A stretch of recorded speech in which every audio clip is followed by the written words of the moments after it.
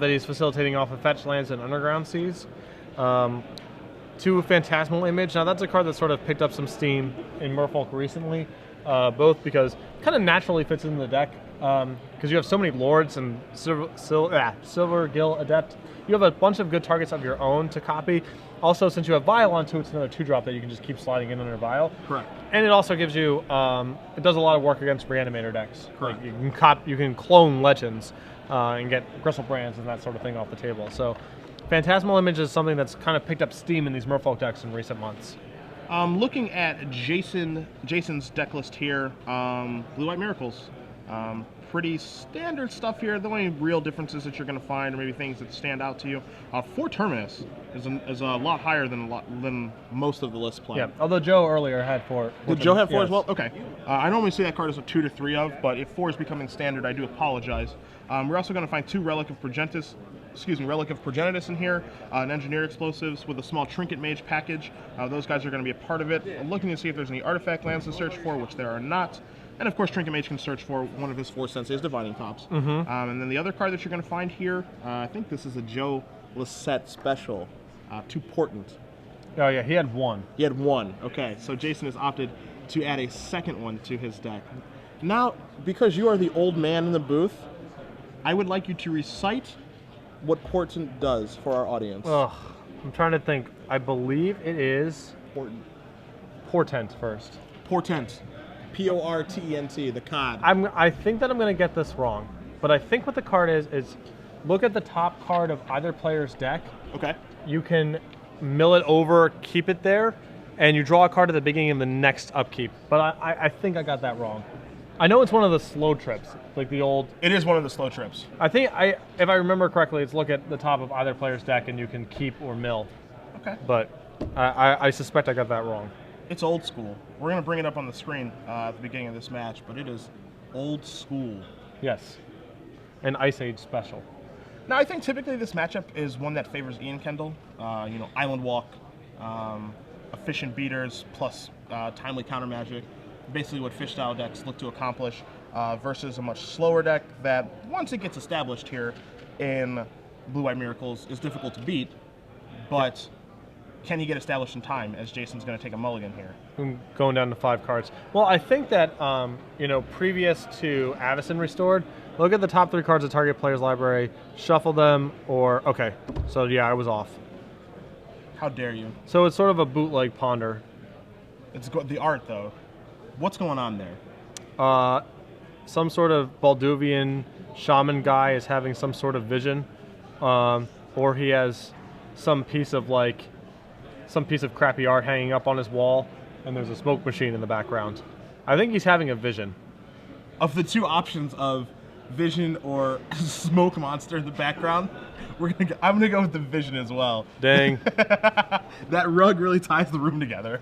So, so I'm pretty sure, previous to Avacyn Restored, matchups like Counterbalance versus Merfolk were very, very favorable for Merfolk. Yes. I would suspect that's still the case, but I think Terminus does a lot to shift the matchup. Changes a lot of stuff. Yeah. I agree. It's a full Wrath of God that is easy to push through Dazes and Pierces because of the casting cost. Yeah. So that's a big game changer. If it was just your standard Wrath of God, then it makes Curse Catcher, Daze, Spell Pierce, like those cards much better. But for 1 mana, yeah, you can push it. You can push it through.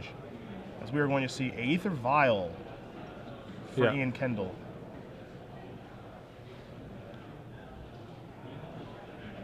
And he also has Wasteland in his hand, so this might be a pretty short game. We have some dice on the top of the deck to make sure that Ian doesn't forget to put counters on his vial. We're going to see a brainstorming response here from Jason. Now, some people may call that tactic Bush League by putting a die on top of the deck, but I'm all in favor of it. If it's going to make it sure that he doesn't forget his vials, then by all means, whatever it takes to make sure that it's legal in the game. Yep. If that's what you need to do to make sure you don't forget a vial, I'd say go for it. Right. Well, that's fine. I mean, I'm glad. I played a lot competitively 10 years ago, where stuff like that was just kind of generally not cool. DCI just had different rules about that sort of stuff. But I think, generally speaking, just let people remember the stuff and let the game be determined by like the actual decisions people are making, not whether or not they're forgetting stuff like putting a counter on the Aether Vial to be what matters. As we're going to see, Sensei's Divining Top here from Jason along with the Tundra, so we'll see how backbreaking that Wasteland was. Well, he has a second Wasteland, so... Well, then that's a good card, is the thing about Wasteland. And he didn't have a fetch land. He didn't have a fetch land to clear the Brainstorm, so he is kind of Brainstorm locked, if you will. But the top is going to be able to likely get him out of this. Yeah. Now, the issue here for Jason is we see a Swords of Plowshares in his hand, along with the Counterbalance. But the Swords of Plowshares is something he can cast right now. So this Lord of Atlantis that Ian is likely to violin is going to be able to get some beatdowns on. Yeah, and this is sort of a... It happens actually so much that it's almost taken for granted, or people forget about it. But this is just another, like... When you have Wasteland in your deck, you get to win, like, kind of 10% of your games, roughly, just for free. Yeah, just like drawing two, blowing up two Right. other lands, and they're just like, yep, I can't do anything. And he's going to leave the Vial at 2. Yep. This is the again the upside of having Phantasmal Image to replace one of the 3-drop lords. Is Yeah. now your Vial can just stay at 2. And we're going to see a Curse Catcher put into play here. And a Vial is going to copy our friend Mr. Lord of Atlantis, and in for 3 we go. Yep.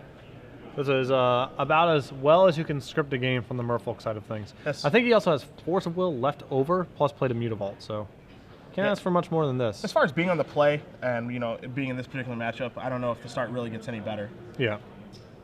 We're going to see a Counterbalance put into play with an Underground Sea and not a Tundra. So still Swords of Plowshares is off right now for Jason. And Ian has Force of Will in his hand, but I'm not even sure he cares. I think he's debating about whether he cares about this at all.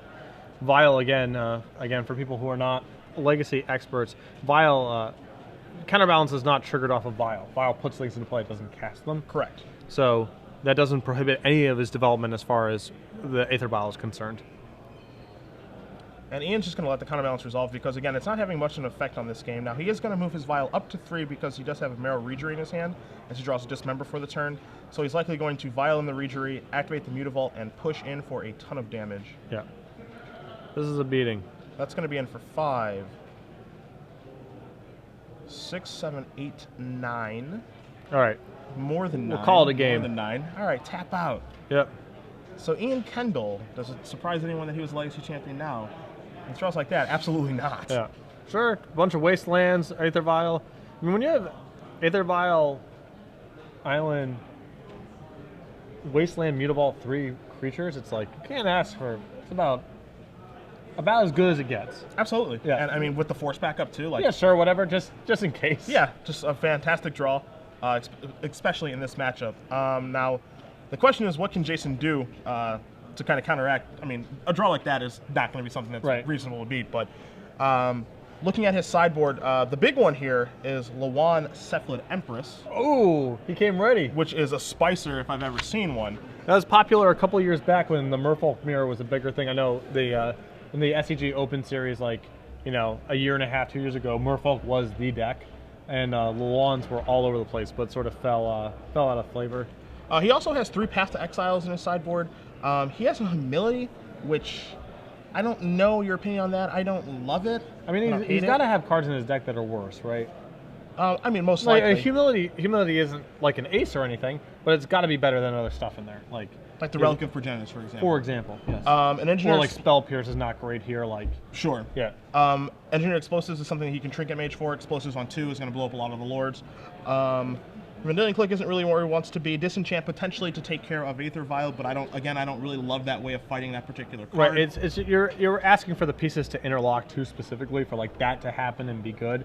I think when you're in the Miracles position, you'd rather just try to like go over the top instead of trying to fight them 1-for-1 or answer their card situationally. I think you would just want to have broad, sweeping answers to the stuff that's going on. So you want more Wrath of God effects. Things like Lawan and Humility that clean up everything are great. I think Disenchant to answer Aether Vial is asking for a lot to go right for that to happen. Sure. And that's pretty much it. Now, Ian's side. He has a Kira Great Glass Spinner, which can offer protection against plows and paths. He has 2 copies of Pithing Needle if he wants to try to break up Counterbalance, although I'm not sure how much he cares about Divining Top. And that is really It of note. The needles are an interesting way to stop or kind of. I don't want to use the word stop because it feels kind of definite, but it's a way to fight against Terminus plus Sensei's Divining Top. Yep. It's not the greatest way, but it is a way to go about doing that. Also an answer to Jace. I mean, it has, not that Jace is like the best card against Merfolk, but it's just another thing. Like, and he doesn't have a lot in the way of cards that are bad here. I mean, I think he wants to lose the Dismember. I think he wants to lose the Sower of Temptation. But everything else in his deck, I mean, it's a Merfolk deck. It's pretty straightforward, streamlined. Yeah. You know, it is what it is. He could shave out a couple of Phantasmal Images potentially, but yeah, I mean, there isn't a ton that he wants to sideboard out. Right. I like the Merfolk of cross out in the deck list, replaced with Master of the Pearl Trident. Yes, that is a mistake. Yes. Common mistake. It is the Master of the Pearl Trident. Yeah. He knows what he's doing with his friends. I think there should be some sort of like achievement bonus if you have Master plus Merfolk in play at the same time. Like something, they should become a greater sum, you know, than just a 2/2 Island Walker. Oh, sure. Kind of like Brothers Yamazaki when both are in play. Right. Basically, I just want an excuse to go get a playset of like beta Merfolk of the Pearl Tridents, cut the Curse Catchers from this deck, and just go back to our roots. I'm just looking for any excuse to make that a thing. I will keep that in mind for the next 5 seconds. Okay. That's it. As both players are shuffling up here, they both have the same sleeves. Those are like my favorite sleeves too. Baby blue. Baby blue. For his Merfolk deck. It's kind of like a theme, swimming through the water.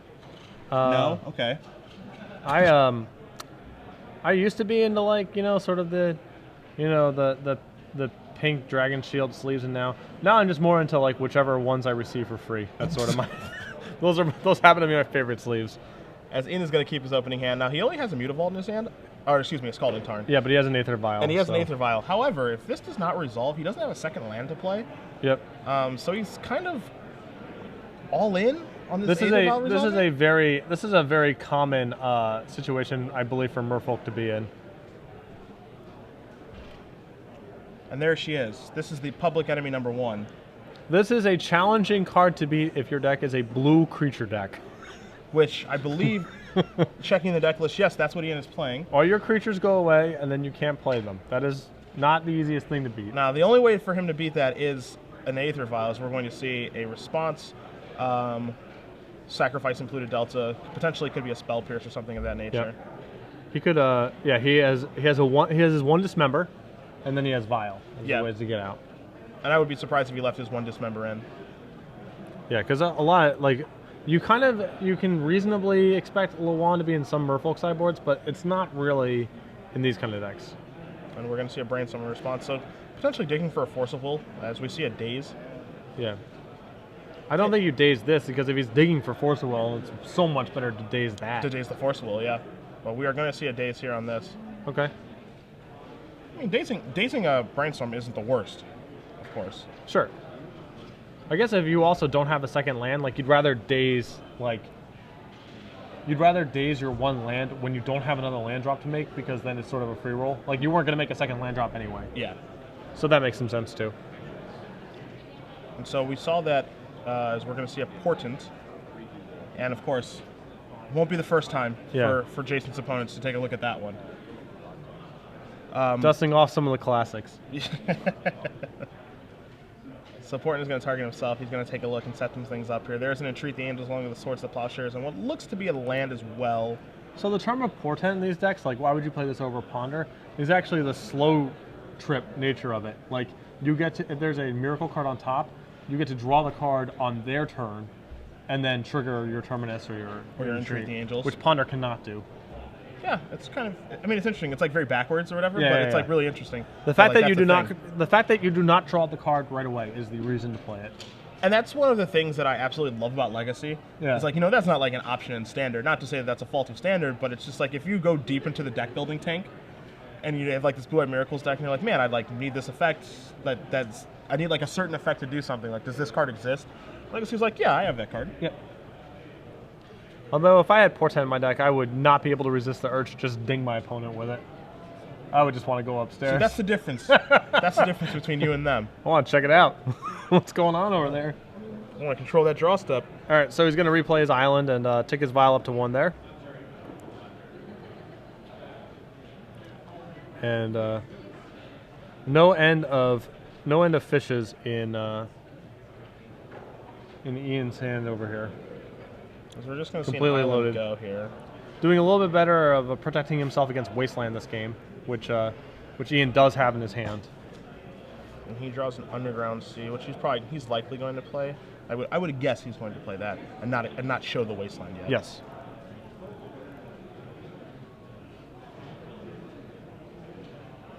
So the question is, like, what does he want to violin, and then what does he want to card cast? Correct. And he does have a bevy of options in his hand for how he wants to craft this game, or at least these opening turns of the game. He's going to hardcast a Silvergill Adept, revealing Korra Hell Commander.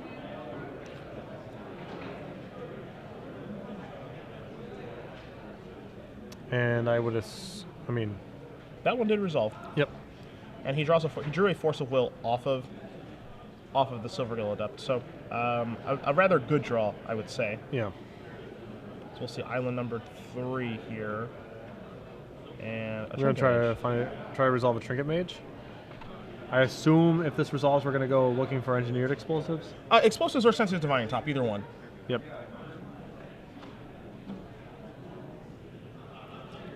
It's got a Pithing Needle. Pithing Needle as well. I did not.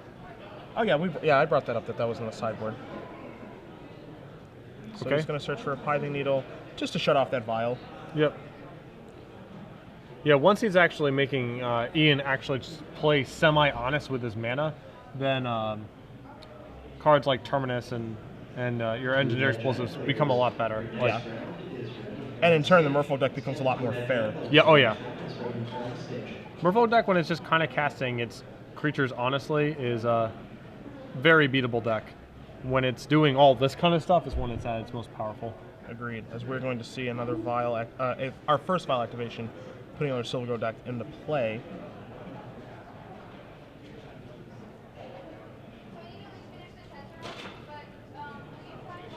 Don't know what we're thinking about here. Jason has stopped on the end step because he may potentially Swords of Plowshares one of these Silvergill Adepts. And likely to search for a basic plains, but could potentially search for a Tundra as well, so we'll see. Yeah, I think that he's good on blue mana, so I would assume that he would just want to find a plains here.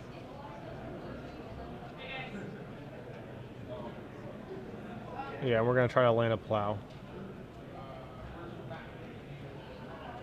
That's going to go. Yeah, and that's one that doesn't really seem worth fighting over, especially when Ian knows that Jason has Pithing Needle in his hand. Yes. I mean, again, obviously Ian's off to a very good start in this game, but Jason's doing a much better job of keeping his head above the water. He might actually be able to get in a position to start resolving some of his more powerful spells. As Ian opts to leave his Aether Vial at 2 counters, between the beginning of this game and the turns that have led, Ian has drawn 2 Force of Wills, so he can fight over things if he needs to. Which is going to be really important once that Pithing Needle comes down. Like, he might want to fight over that anyway, but if he doesn't, then Lawan suddenly becomes much more dangerous. Yes. And Kendall is going to looks like he's going to be casting a Marrow Reegery. Reegery is in. I assume it's in. He's going to activate this here. And we're going to see a Phantasmal Image. Both things that he can copy are rather good. Yeah, I think, I mean, this argument's both ways. There is something to be said for getting your Silvergill Adept up to a 4/3 to be able to attack into the Trinket Mage this turn. Yep, and that's what it looks like he's done. Basically making Trinket Mage in a completely irrelevant body until one of those lords is taken care of. So we're going to see an untap. We're going to see a draw, a quick draw. You got to be careful how you draw when you have Terminus in your deck. You got treating Terminus, man. You got to slow down. You got to savor the moment. That's true. That's true. Because if that was a Terminus, that would be relatively awkward. A heartbreaker. Yeah.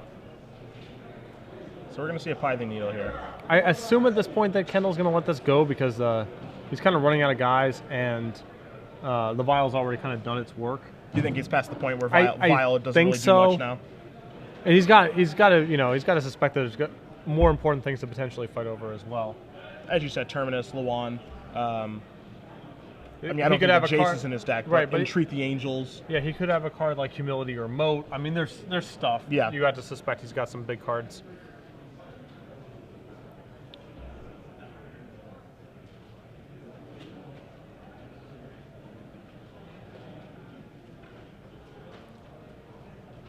All right, so we'll see what Ian drew and how he wants to craft out this turn.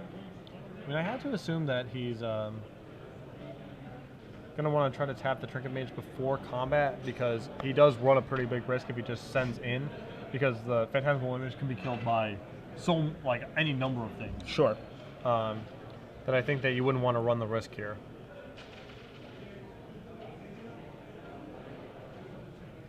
He's just going to elect to shove in. All right.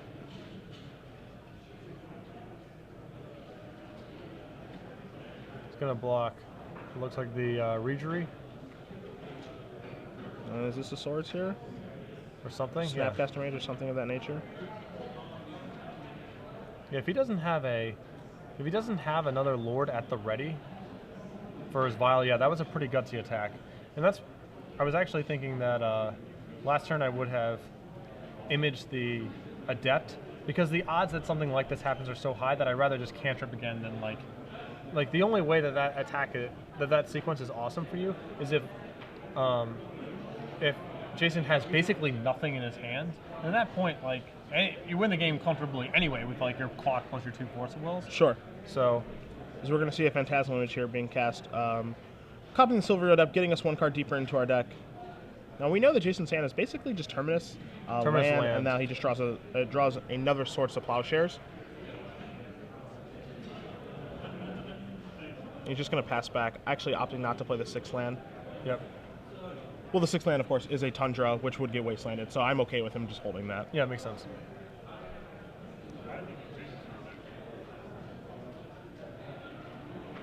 So in for 4 we go. We're going to have Swords of Plowshares targeting Phantasmal Image, so no life gain for Ian, Yep. but 2 damage is still going to happen. And now we're going to see Coral Helm Commander. And we're going to We'll level him twice. pump it up.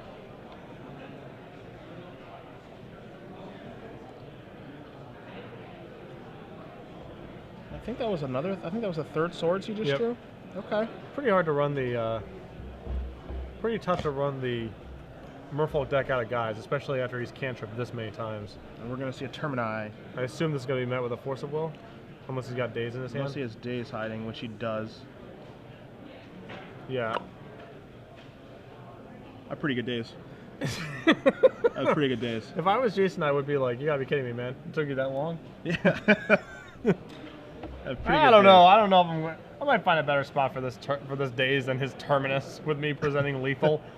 He's gonna blow up that. He's gonna blow up that land. We're going to make Coral Helm a little bit bigger, which in turn is gonna make Silvergill a little bit bigger.